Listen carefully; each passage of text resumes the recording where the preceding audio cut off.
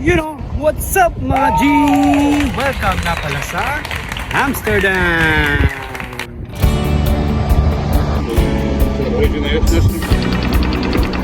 Station Amsterdam! Wow!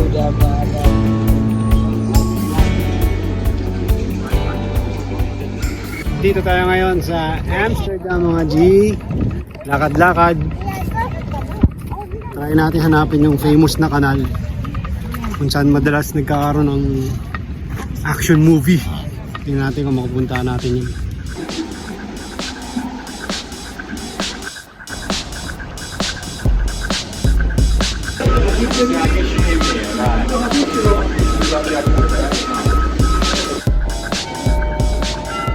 Alright mga G, nandito na ngayon tayo sa famous kanal ng Amsterdam. Alam niyo kung saan yung parating merong shooting, yung mga car chase, nabula ng mga pulis, tsaka ng mga sikat na mga aktor.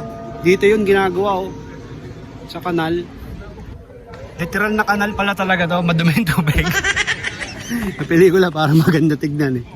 Ayan. Kanal talaga siya. Kanal talaga. Ito po, dito po. Ayan, yung mga bangka ayan yung mga bangka di ba? Kanal talaga. Grabe, ang daming tao dito. Ang daming nagpapaikot-ikot. Tignan nyo, ayan Ayan ganda ng simbahan na yan Ito yung kanal Sandahin tao. Sobra. Sobrang lupit dito mga G. Sobrang legal ng smokes dito. Sa tabi-tabi lang talaga sila nag-smoke sa kalsada. Tapos nagbabalot sila. Makikita mo talaga, wala. Hindi nila tinatago. Sobrang legal. Tapos nagkalat ang mga shops. Dami. Paligid, dikit-dikit. Mga shops nila. Souvenir shops, iba-iba. Iba-iba yung mga tinda. Pinasukan ako kaninang souvenir shop. Meron silang space cake kung tawagin. Alam nyo na yung space cake, di ba? Lupit Space cake daw. Ito mga G, tingnan natin Meron dito. Ang ganda nun. Tingnan nyo. Ito. Tingnan nyo Lupit nito. Ayan Red Light Secrets. Nakalagay, Museum of Prostitution. Red Light Secret. Lupit nito. Hindi ko lang kung may bayad ito pumasok. May bayad siguro to. May dadaanan tayo mga G. May nakita ko kayo ng aquarium. Uso din sa Amsterdam Smokes tsaka prostitution ang uso rito Kaya may dadaanan tayong parang bintana lang. Yung mga parang tindahan dito bintana lang. Tapos may babae sa loob. Kaso masyado pa maaga kaya iba sarado pa Pero kung itong dadaanan natin ngayon ito, papayto sa inyo. Ayan yung mga ganyan Ito yan. Parang mga bintana. Dapat yung ganyan. Ayun, nagtakip. Bawal picturean Pero may babae yan dyan. Sige kwarto.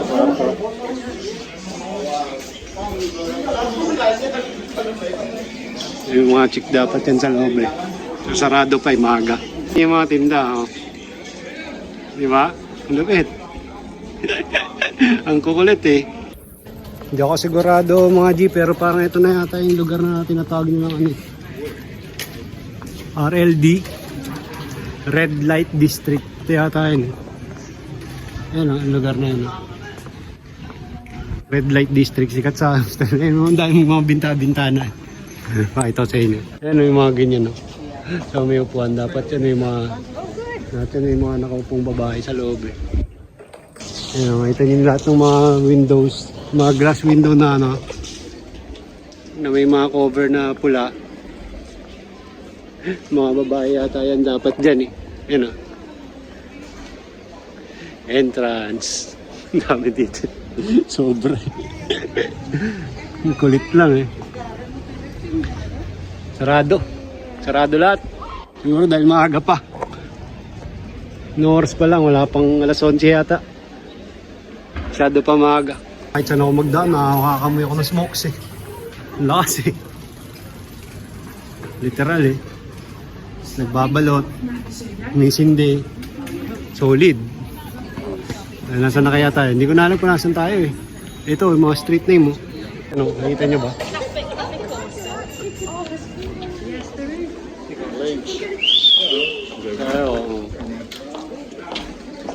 Diba? Amsterdam yan, boy. Amsterdam. Dito tayo ngayon sa isang souvenir shop. May score na tayo ng ano natin, ng shot glass natin na may Amsterdam na nakalagay. Ito, papakita ko sa inyo. Ito yung nabili natin.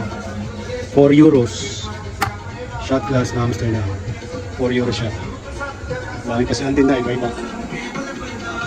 Yung candies. Isa lang to, pero mas marami pang malulupit na shop dito. Dito, no? Oh, ha? Hindi na lang tumingin. Ganda ng mga ashtray, oh. Sarap bumili. Pero okay na ako sa shot glass. Yan yung mga tinda rito. Lupit din, no? Ito pinakagusto ko rito. Ayan, oh. Candies. Diba? Ganda. Alam niya yan? Cookies. Dragon cookies. Magic cookies. Blueberry. Iba-ibang flavor. Lemon. Gorilla glue. Diba? Diba? Sarap yan.